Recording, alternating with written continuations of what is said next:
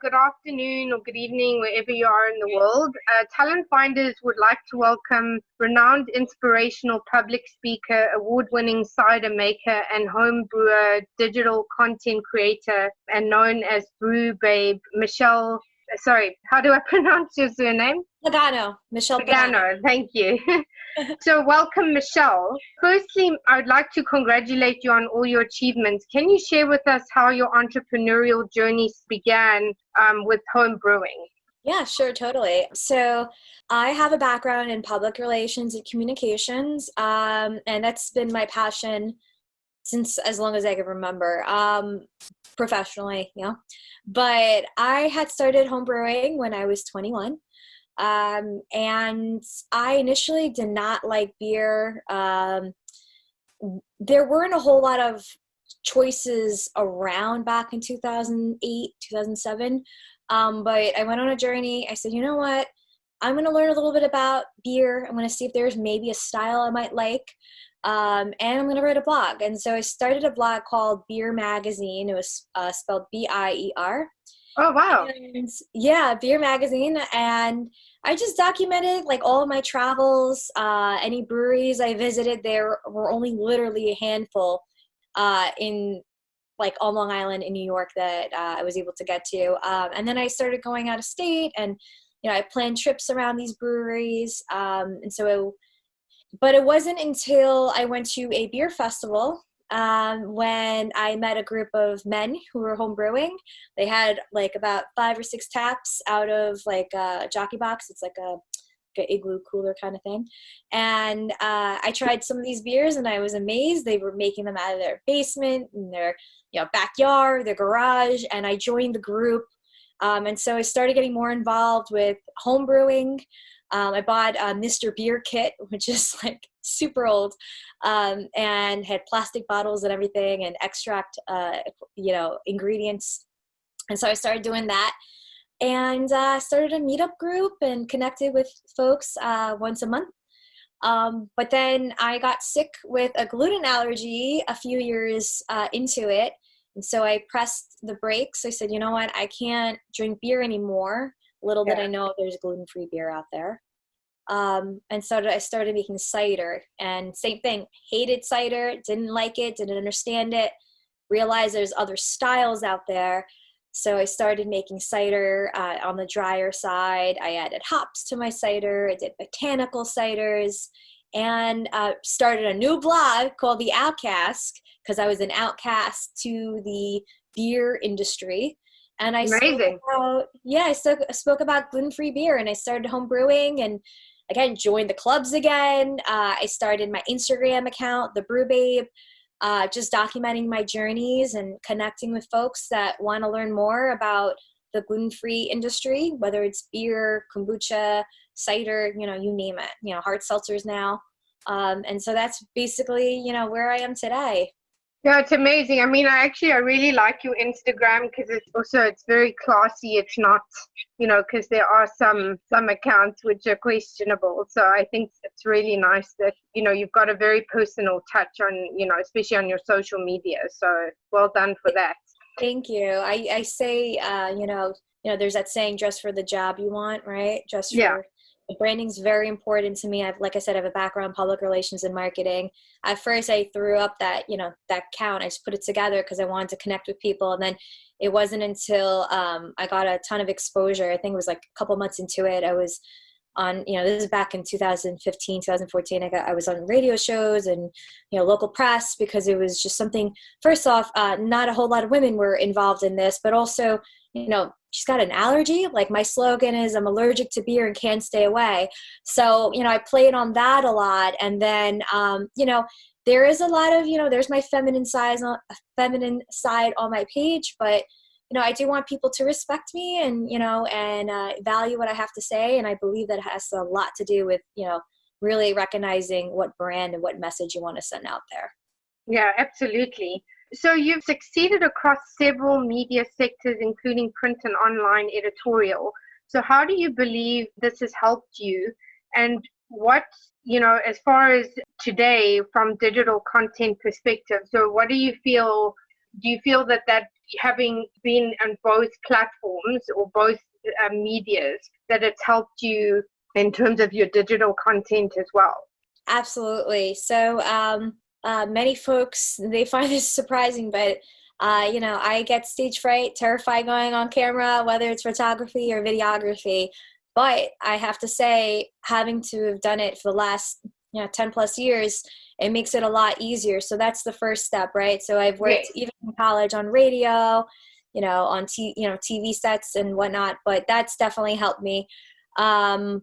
Public relations wise, writing those press releases, really honing down and understanding the branding. I worked for the Catholic Church, and then I worked in the video game industry, and then I've worked in nonprofits, several nonprofits. And then, I had a little PR company on the side that I branded restaurants and hair salons and daycares and schools. And it really helped me to understand working with different industries and understanding what messages they want to send across. And, it really got me thinking what message I want to send across and how I can do it. So I think as far as, public speaking, and press writing, that helped me with different, industries, but also being on camera and radio. And that's helped me a lot. I've also maintained quite a few social media accounts, including in the beer industry. So, I'm very careful as to, again, messaging, right, what I send out. So I think those three really helped me push to where I am today with digital content management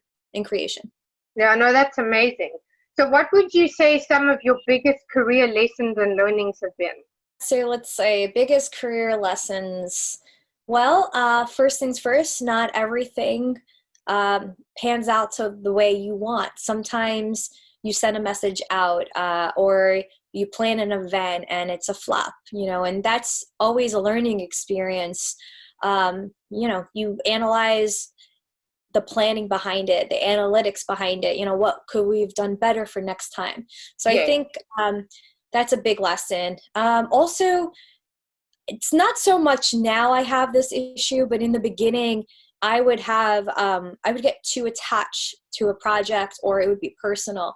So personal that a lot of companies thought maybe like it was my company or my family owned company, which isn't a bad thing, but it's important to leave, your emotions at the door and really focus on what you need to do to get it done. So that's another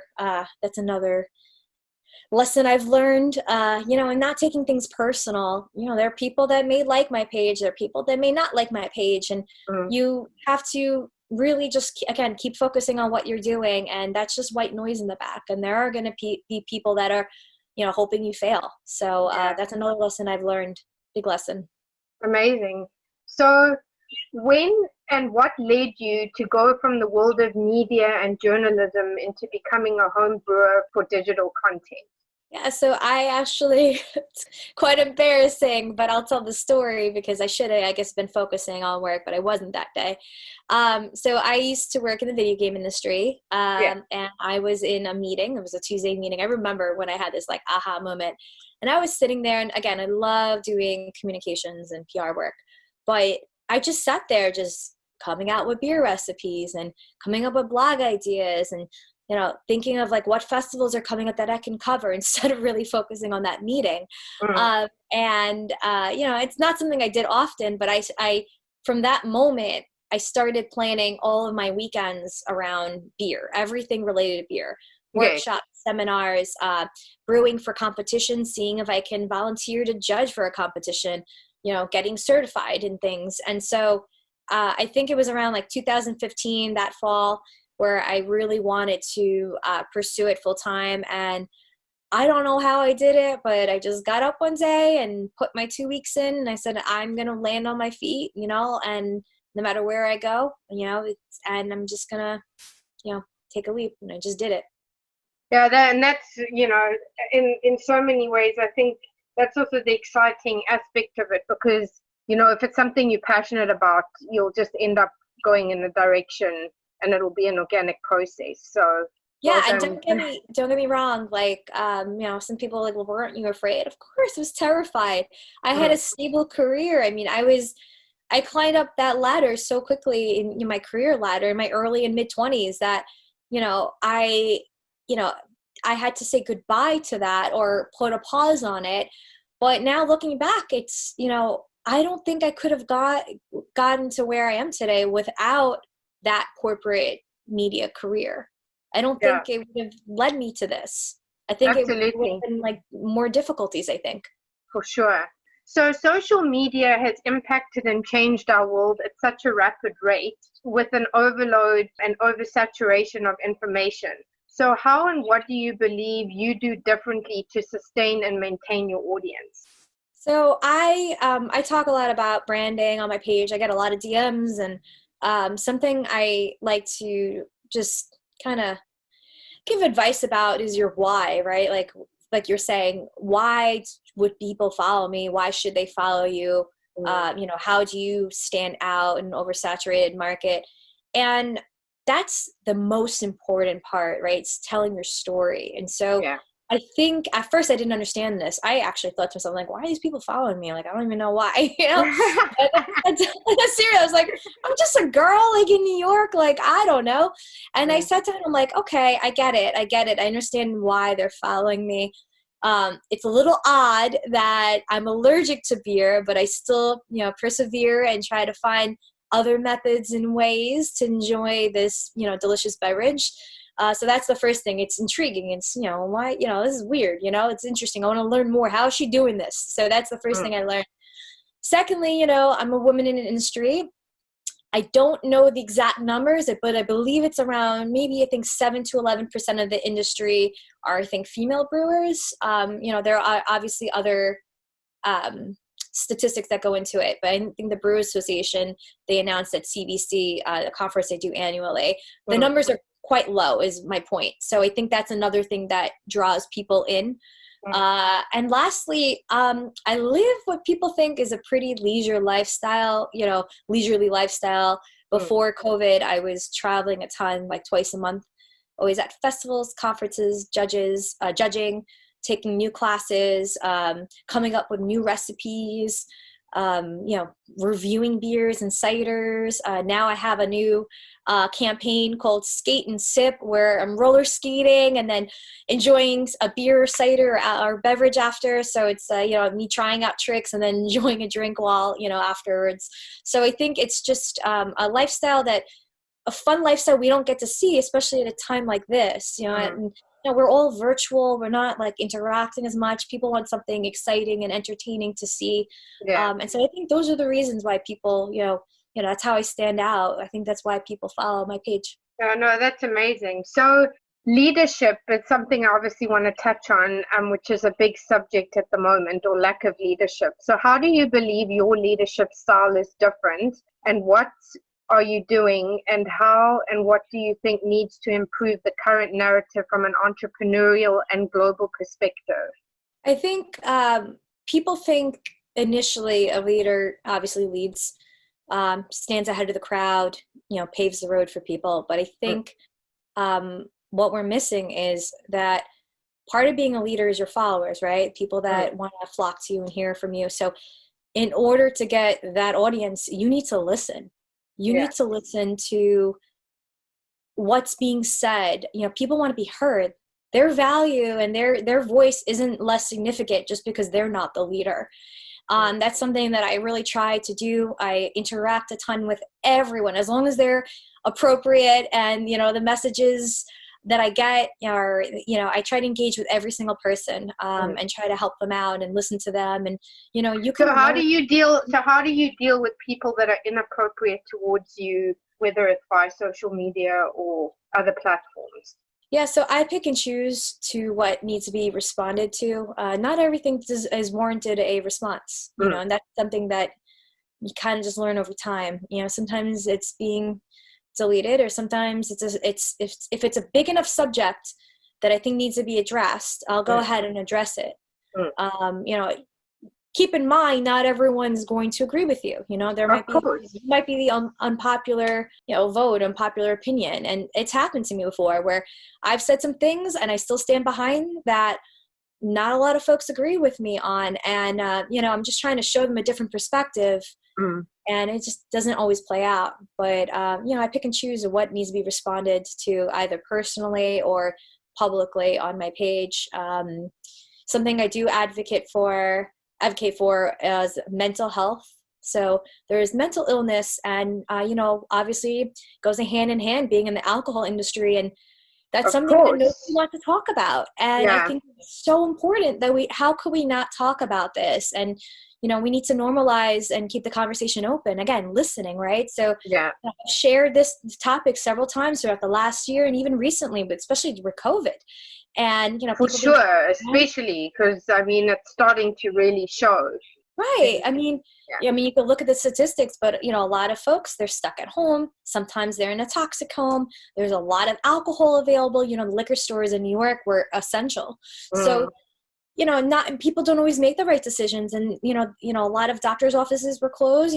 How people get to their therapist. There's, again, in the alcohol industry, that was just magnified and nobody was talking about it. And I said, we need to talk about this. It may not affect, me or the next person, but maybe the person after that. And this is something that's important.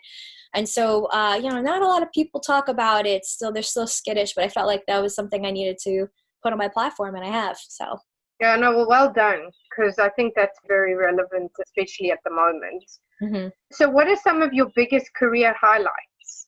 Ooh, biggest career highlights. Yeah. Well, when I worked for the Catholic Church, I worked for Cardinal Dolan. Wow. And I've worked on numerous, just like political events. The Al Smith dinner, that was pretty awesome. We usually have, the year of the candidates, they'll have the presidential candidates there, and that was pretty awesome. Working with like Secret Service is pretty cool. Wow. And all that press involved. Oh man, that was a whole project, months and months of planning. That was exciting. Another career highlight would be working for the ESRB. It's the Entertainment Software Rating Board. It's in the video game industry. Mm. And we worked with other rating boards across the world to create one synchronized system that with Google Play. We partnered with Google Play, this Play Store, and just to get all the video games having the correct ratings for them. So, what may be, T for teen here might be M for, in Europe, or, a different rating. So it was really cool working on that project. It's a worldwide project. Everybody knows, Google Play and the ratings. So it's really cool. And as far as the beer industry, I have to say, we had the first gluten-free craft brewers conference last year. And I was asked to speak at that. And that was pretty momentous for me, because I've spoken at many conferences in the past, but this was the first one for gluten-free, and we're hoping to get more backing with the Brewers Association. So I'll always remember that I was part of that first year, so that was pretty cool for me to be part of. And also a great experience, great experience, great exposure. So amazing. Oh, absolutely. Mm-hmm. So you've spent 5 years sharing educational experiences, cider and beer reviews, and developed over 25K or 25,000 followers.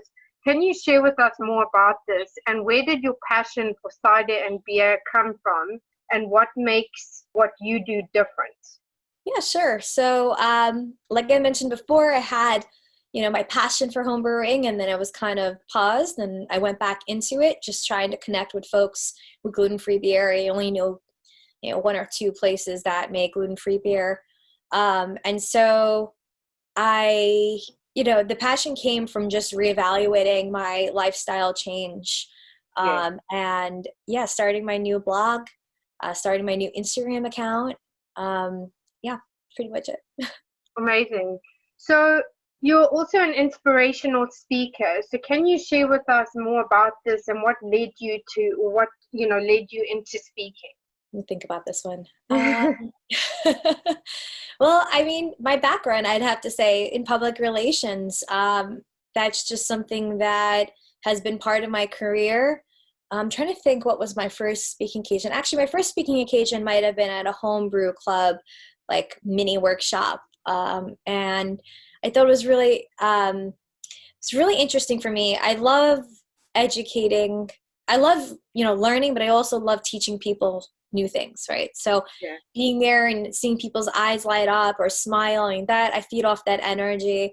And so from there, I had gotten asked for like bigger roles or bigger speaking occasions at, homebrew meetings, festivals, competitions, conferences. I've even partnered with quite a few industry businesses. I just did a webcast yesterday, which was pretty awesome. And, I'm trying to see if I can get involved some more in the coming months. Right now we're trying to figure out with a lot of these conferences, whether it's like virtual or if they're going to have smaller groups. But I think just feeding off of people's energy, I like to learn, I like to teach, and I think that's where it comes from. So that leads me still into the world of media. Do you still believe that traditional media has a place? Because obviously we have the social media and, there's like we mentioned earlier in the conversation about the oversaturation of information. And also, I guess, because there's so much misinformation as well, do you still believe traditional media has a place?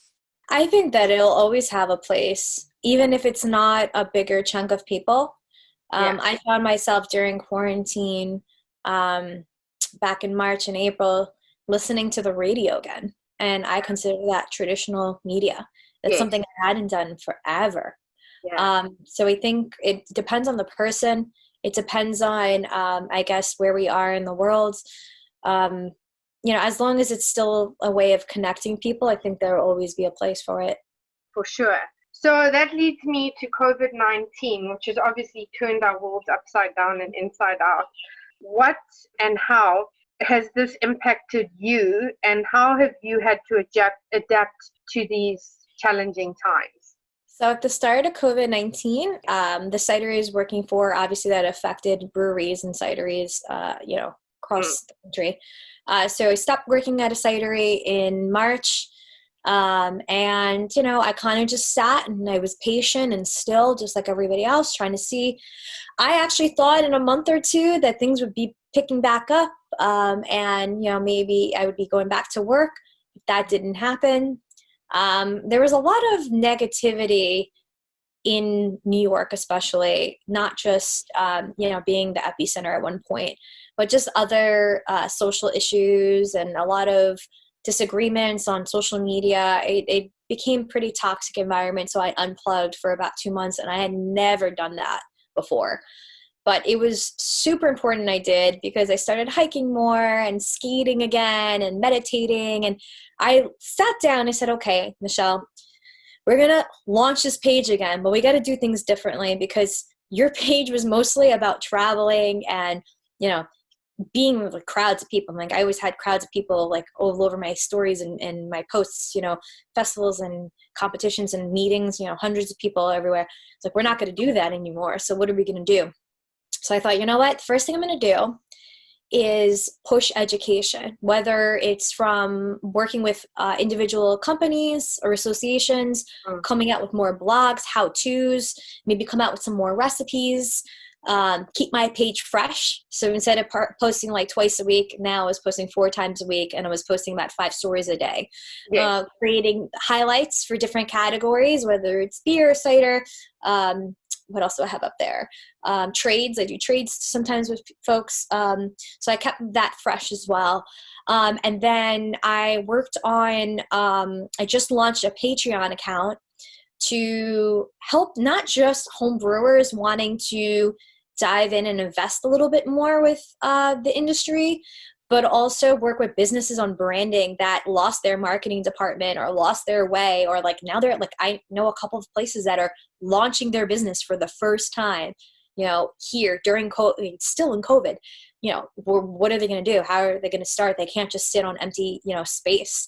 And so I started that whole page with different tiers to try to see if I can help folks virtually get to where they need to be or want to be. So that's how I shifted myself. And currently I'm not working at a brewery or cidery, and it's pretty devastating, but I keep my, head held up high and positivity on. It's not always on, but I try my best. And, it's not constant. It's up and down, just like everybody else is going through something. But I think that's how I stay, just kind of stay focused, Yeah, absolutely. Well, that's all you can do. And there's going to be days that are going to be good, and then there are going to be days that are not so great. So I guess 100%. that's what everybody is experiencing. But I mean, thank goodness for what you're doing in terms of, inspiring people and, educating people and, doing something positive and constructive. Yeah, Well done. thank you. Thank you. I think like I said, I owe a lot of it to my background in public relations and marketing. Sitting down and branding. I love helping businesses grow. I love, trying to figure out what the story is and see if it fits the message that's being sent. Absolutely. So that leads me to, you've also been part of many associations for cider. So how important is this? And can you share with us more about this aspect of the cider business? Absolutely. So I first went to my first CiderCon. It's a cider conference. I want to say like probably 3 years ago, 4 years ago, maybe it was 3 years ago. At first, I just went as the press, right? So I covered it on my social media. I interviewed a couple of cideries. At this point, I was just a cider enthusiast. I was a gluten-free home brewer working at a regular brewery, not a gluten-free brewery, but a regular brewery. And I thought to myself, I'm just going to see what the cider world's about. And it's actually quite different from the beer world in many ways, but they were so welcoming. Not everybody has this big ego. There's a small group of people that still have that, but they were pretty welcoming. The executive director, Michelle McGrath, for the American Cider Association was super kind and also welcoming. And, she, said, anything I need, let me know. I'll help you get to the right place that you want to be. If you want to learn more about cider on a commercial level, let me know if I can help in any way, shape, or form. And I met a ton of people. A lot of them are actually my closest friends today. And, Wow. Cider, not just industry friends, but actually close friends of mine, cider makers. I have an orchardist that I know, a BJCP judge. She judges officially certified judge. And so from that first CiderCon, I became certified. It's a certified cider professional. It's similar to a beer Cicerone server. And then I went to school for cider production, cider and Perry production, and that was at Cornell Agritech. So I got that certification last year. Yeah. And so I just hopped right in. I worked at a cidery, Descendant Cider in Queens, for a little bit, about 6 months, I want to say. I helped them as an assistant cider maker and sales and events, and it was a great experience for that. So I flip-flop. It's hard to be, cider's not quite beer. It's not quite wine. I kind of like cider and beer. So it's kind of weird to be in both, dipping in both industries. Yeah, but it's also great because it gives you a good insight into both, which I think is really useful for your audience as well. So what are the 3 key pieces of advice you would give to others looking to pursue a career in cider and the speaking industry? And what is your ultimate vision for yourself and your brand? Sure. Wow. Double question there. Let's think about this one. 3 key pieces of advice for pursuing cider making or brewing. I would have to say, first and foremost, don't be afraid. So don't be afraid to try new things. Don't be afraid to be wrong as long as you own up to it. Don't be afraid to, leap into the unknown. Don't be afraid to do that. Don't be afraid to ask. There's a lot of times where I'm like, I don't really know what I'm doing. Businesses always ask, are you that kind of person that's going to do it? And then, mess up or screw up. I'm like, no. I'm the kind of person who's if I don't know something 100%, I have no problem asking because then I know. So don't be afraid to speak up and take that leap. So that's the first piece of advice. Always, always, always learn, right? We're never done learning. Even if you think you are, you're not. You're not done learning. So that's another piece of advice I have. And the last piece is have fun, right? So I'm pretty optimistic. Life is this big journey, right? We only have one life. Yeah. Make sure what you do is something you love. Now, I'm not saying that, quit your job and, because you hate it and you think that's going to find, your happiness, work towards it, but make sure you're happy when you do it. There's ups and downs, but be happy with your choice. So that answers the first advice. Yeah. And then what is your ultimate vision for yourself and your brand? It's My ultimate vision has changed quite a few times. I mean, when I was 15, before this brand was even invented, like in my head, created in my head, I wanted to work for the New York Times. I wanted to be a hard news journalist, and I did that. I did, newspaper writing and online writing for a while before I got into public relations. I didn't even know what public relations was or that I'd be good at it until I actually went into it. I was like, what is this? I never even took a class on this, but people are like, wow, you're great at, press writing and communicating and coming up with innovative ideas. I'm like, all right, who knew, But, and so that changed into PR. So, and then from PR, I'm like, I want to be a brewer. You're like, what? Like, yeah, I want to sweat at, the brewery for 12-hour shifts and break my back, but then put out this great product. I want to do that. And people are like, what? So it constantly changes. Ideally, it would be nice to still continue in the cider and beer industry. I want to have maybe a place, maybe it'll be a fermentery where many different alcoholic beverages are available that everyone can enjoy, right? So I wanted to single regular drinkers or the gluten-free drinkers. I want something that everyone can have. It would be nice to have that, whether it's a cider bar, brewery, cidery, I don't know, but I would like to continue my brand and, and also include the educational aspect, are we doing tastings? Are we doing workshops? Are we doing, speakers once a month, So I think something that would incorporate just the educational aspect as well as the actual making of the product is where I see myself. Absolutely. And there's so much more to it. I mean, it's a real science, whether it's beer or cider or anything else. And that leads me to the final question. So what legacy or how would you like to be remembered? Ooh, that's a good question. I want to be remembered as a person that, it sounds a little cliche, a person that never stopped believing in, oneself, someone that just, even with hurdles, whether it's, allergies or, if someone has like mental disabilities or emotional disabilities or whatever hardships or obstacles or hurdles or differences, I want someone to say, you know what, she never stopped doing what she loved. She, encouraged other people and inspired other people to really pursue what they wanted, even if it wasn't beer or cider. That's the legacy I want to leave. I want people to look at that and my story and tell, and think and know that nothing is impossible. Amazing. Well, if people would like to get in contact or follow you, what are the best platforms to do so? Sure. So they can follow me on Instagram at thebrewbabe, or they can visit my website, theoutcask.com. And lastly, they can visit my Patreon account. It's just patreon.com/thebrewbabe. And on there, like I said, there's different tiers for, whether you're an amateur brewer, cider maker, you want to learn more about branding for your business, or you just want to support everything that I do for the industry, you could check that out there. Amazing. Well, thank you so much, Michelle, for joining me today. And hopefully we can have you back in the future to see where your journey's taken you. Absolutely. Thank you so much for having me.